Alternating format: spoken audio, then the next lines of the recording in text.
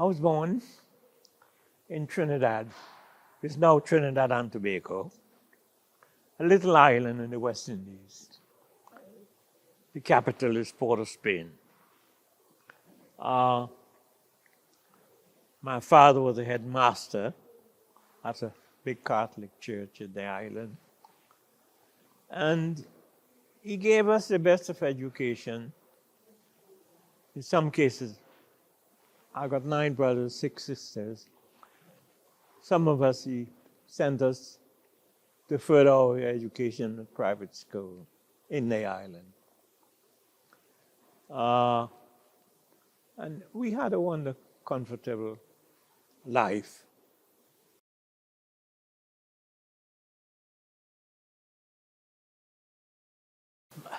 Yes. I was the Roman Catholic in the sense that in the West Indies, run by British, was mostly, the religion was highly more Catholic and most of the priests and lecturers came from England. We were strictly English, my God. Everything had to be as you do in England, we do in Trinidad. And this is the way we were brought up.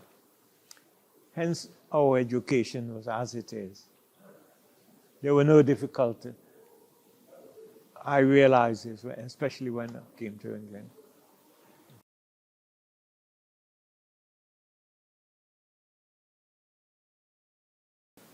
You were born British. So you know everything about it that goes on in England in the sense that your exams was about England, about Shakespeare, about everything that was mighty, the royal family. And this is what's all about, which we enjoyed.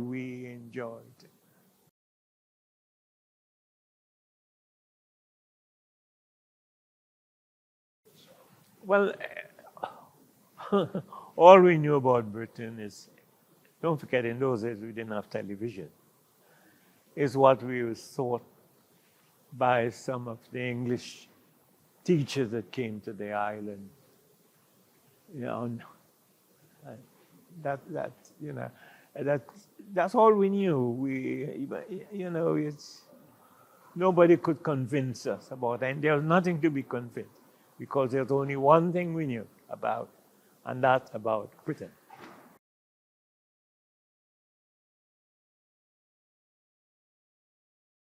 Wonderful, wonderful, wonderful. My grandfather was an Englishman. And all through our bringing up, as we brought up daily, he used to tell us all about England and what they do in England. And England to us was a very, very modern country.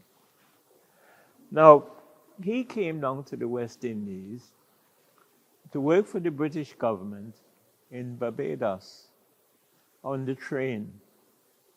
And when he was at part of it, he came to Trinidad. And that's how I suppose my grandmother met him. And that was a good start. And when he retired, he brought something new to the island in the sense that yacht sailing became very popular, especially to the youngsters. And it's still going in the island, the yacht sailing.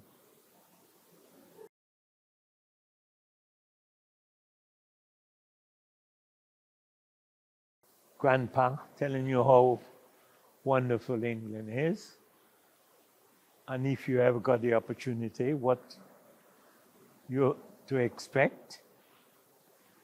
And the opportunity came when in 1943, Britain was advertising for Trinidadians to join the forces to come to England to serve.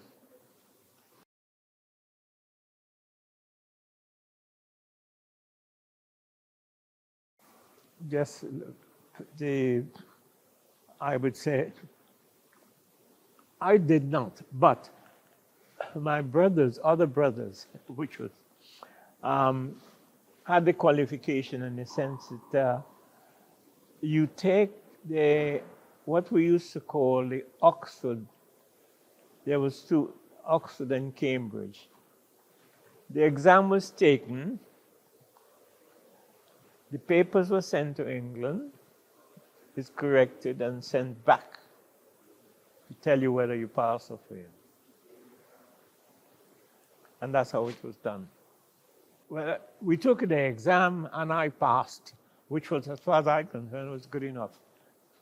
Well, in those days, anything, providing you there, because again, in the RAF, can always use you, and nothing was specialized. It was up to you when you get in to decide what role you're going to play. Because, again, I'm not here, I have to mention other West Indian islands like Jamaica, like Barbados, St. Kitts, Grenada, all these little islands.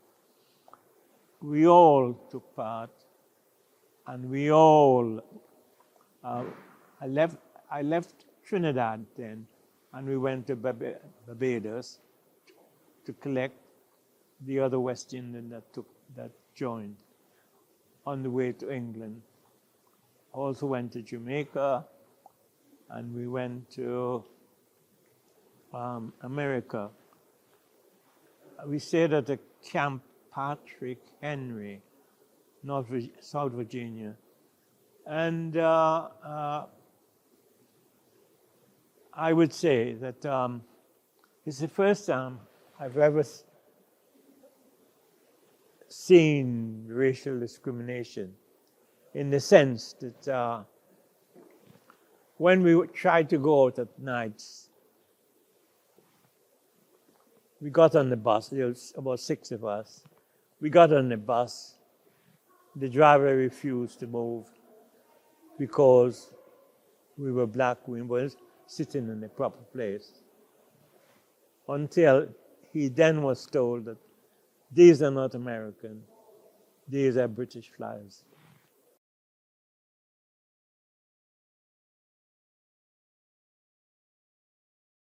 Exciting in some point, and on the other side, dangerous in the sense that you feel you're frightened to a certain extent, especially at night when the U-boats, the German U-boat was very popular in the West Indies. Fortunately, we were guarded by the Americans and by the British all the way until we got to Liverpool.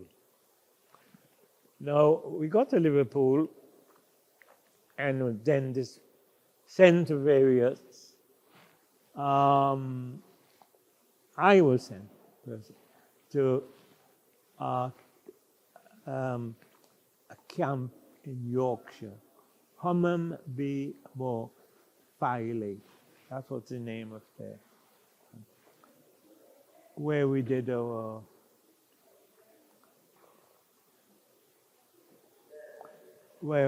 first lot of training of on them. You know, how to use a gun, how to march, how to do various exercises.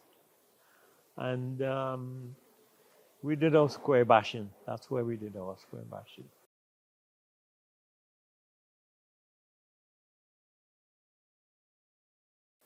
It was cool, no two ways about it, but the RAF supplied us with the necessary clothing, in fairness, which we very grateful for. appreciated. And so that side of it was there, and it's England you expected. And we got by, and we did our best to accommodate it. Then from there we were sent. We were then your trade. This is where the trade work come, which is expected of you. Some of us went to Canada. Some of us we went to various parts of the country as well. I went to Kirkham, where I did Clark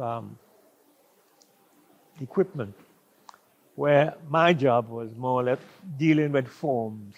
The idea is to make sure anything that is to be done or have to be done must not stand still. It have to move on as quick as possible.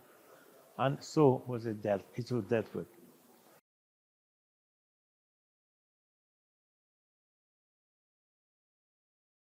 From Kirkham, I was sent to various camps in England, which was I went to Carlisle, I went to Redditch, and I also went to Staffordshire. I went to various camps. But last but not least, nearer the time of my leaving the forces, when the war was over, I went to Burtonwood, and which the government thought, and it was a damn good idea as well. Before you go back to the West Indies to do your job, we're going to make sure that you haven't forgotten. So they sent you there for a bit of training. And while I was there, I was doing it. My job was more or less printing, government printing. And I met this girl. And she was also, she was a stenographer, in other words. They used to call them in those days. And somebody reported that told her father that she's going out with a black man. And he went berserk, but she was white, obviously. Very pleasant mother, because I was in about 21 sort of thing. And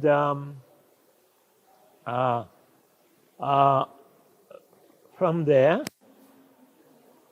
I did my training in Burtonwood that I should have done, communicated, made sure before I returned to the West Indies. So I had her address, a full address. Went back to the West Indies, and stayed 3 or 4 years.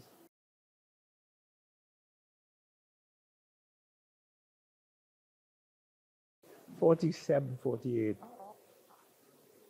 I would say. 47, '48. Because I went back home, came back, and I got married.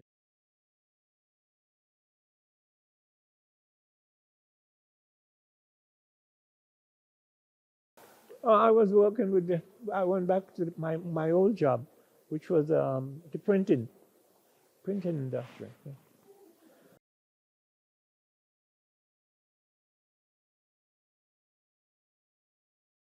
Because the opportunity were here, there was a lot of opportunities here, while I did not think I had enough opportunity in the West Indies.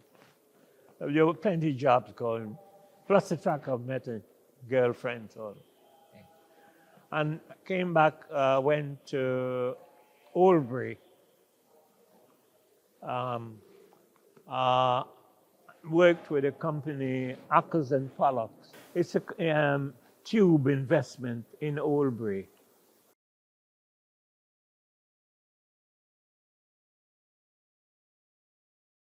Maybe about 18 months. And I got married in 1950 to this girl. And I got married at in Oldbury itself, the town hall, at the town hall.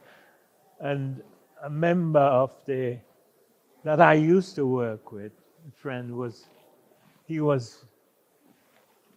came to my, if you want to call it that, he came to I didn't have many people at my wedding. And as things went on, I was living then at the Causeway Green Hostel. Many of the people in those days would remember that. There was a lot of Polish people there, and we normally there was normally fights of all sorts. And the great, there was a Jamaican fellow used to play the music there. He kept the peace most of the time.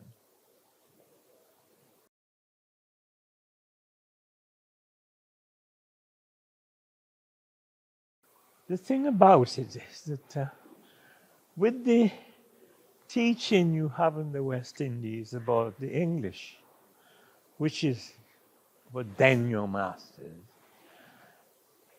we were always taught respect. That's one thing a West Indian, that's what he thought more about respect. This is our way. I would say that another thing about it I found was we knew more about you than you knew about us. At one time, you can ask a student in Trinidad who is Shakespeare, and he will give you a lecture about Shakespeare. You ask that very student, have you heard of Shakespeare? He might have heard of the place, but he hasn't heard of the show. And this is even through the country, your part of your exam as well, that as a West Indian, you may be asked, which is the biggest lake in England, which is the highest, which is things like that. Part of this is something that you were taught at school, or this is something that's taught for your exam. So you were fully equipped.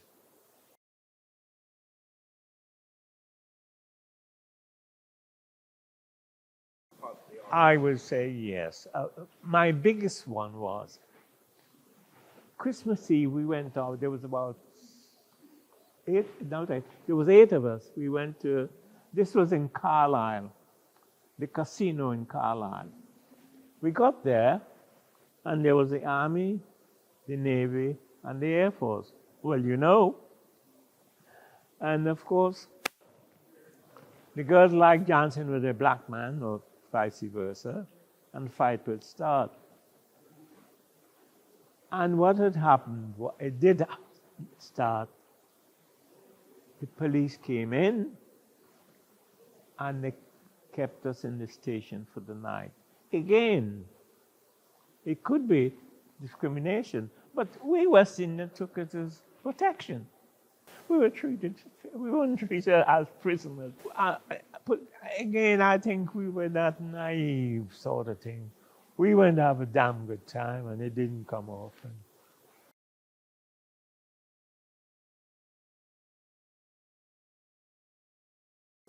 Yes. That side of again, you would never get a job in an office. You would get a job sweeping up. You'll get a job anything to do with cleaning or things like that. But professional, anything that is a bit lightly or otherwise, no. But like everything else, again, We West Indians, we don't give up that easy. We try fighting our way through. And it did help.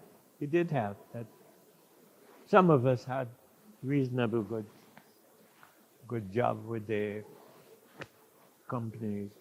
I mean, I as an athlete, I was very lucky. Again, as an athlete, in those days, in the Midlands, every Saturday there was somewhere to go.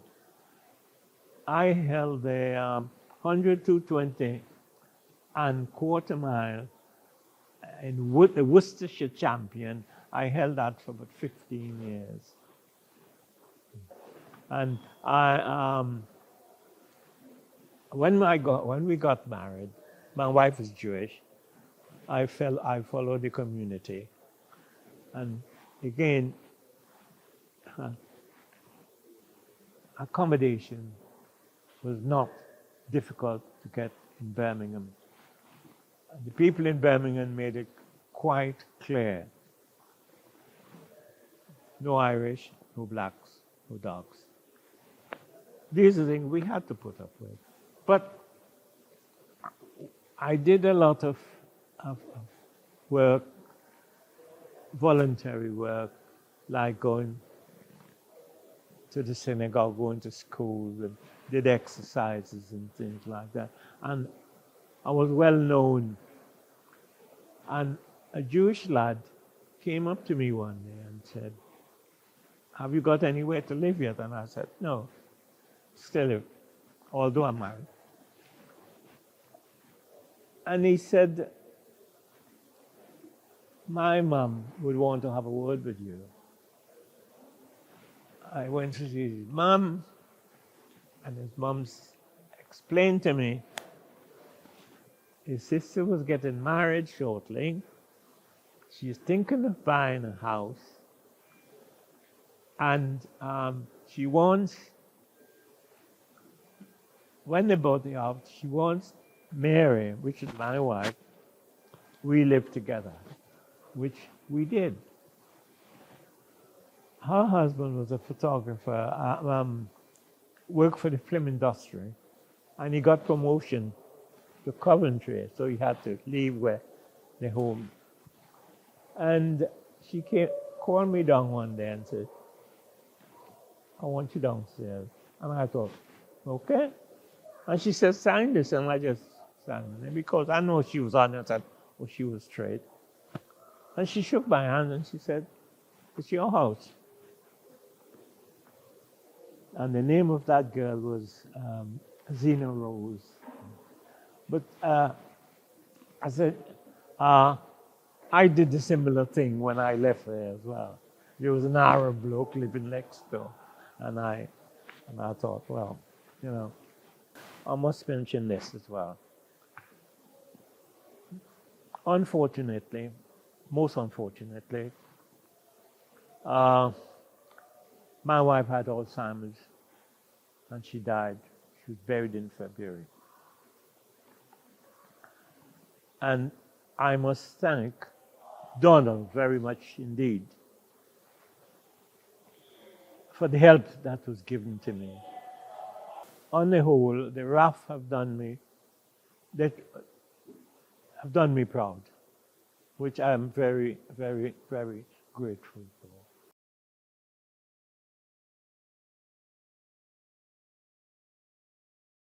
Oh, yeah.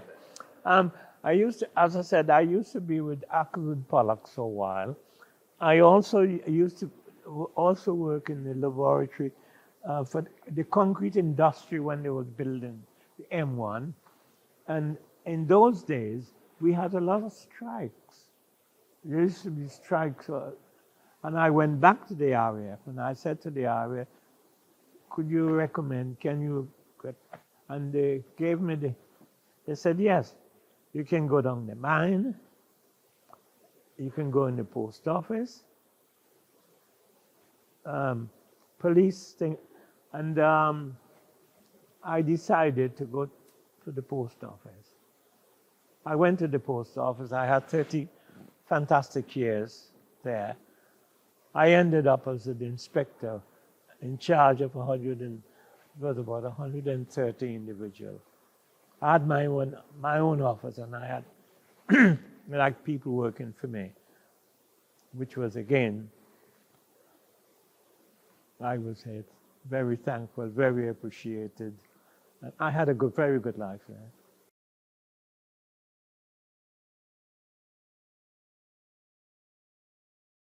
You see, again, it's always fall on the line of discrimination. I put it down on not knowing. We went to live in this area in Solihull,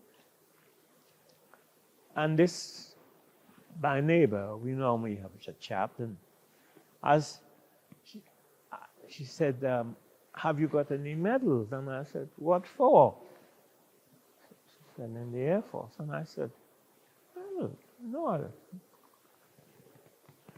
She said, you should have some medals. And I said, oh, thank you very much indeed.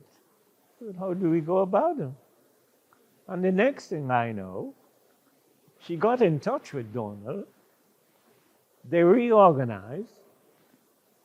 And then, hence my medals, which I'm very, very proud of. So when did you get given your medals? 80 years after. 80 years after your service. And what does each one of them stand for?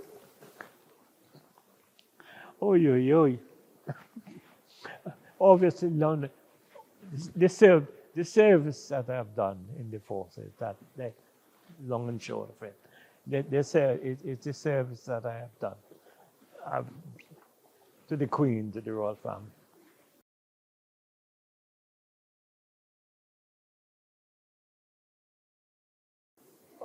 Right. We are too soft.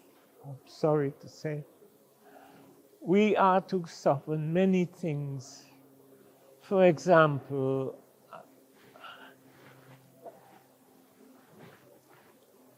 my wife, we have paid all our years, our tax, we have paid national health.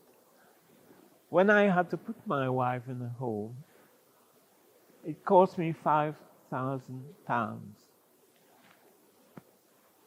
And if she was alive, I would have still been paying it. And I personally think with what I have paid to the NHS, I got nothing out of it. But this is where the softness comes into it. Britain have tried,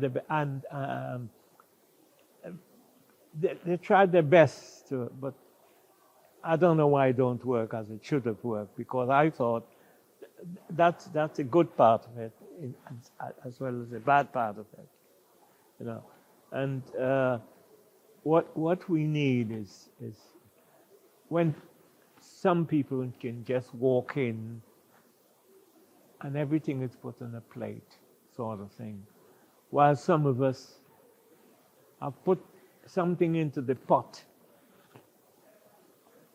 and get nothing out of it.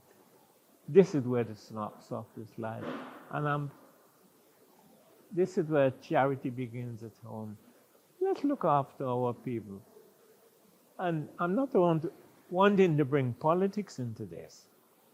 But when a person, you hear people are working and they can't afford to feed their family, that's sad, sad, sad, And hoping things may get better.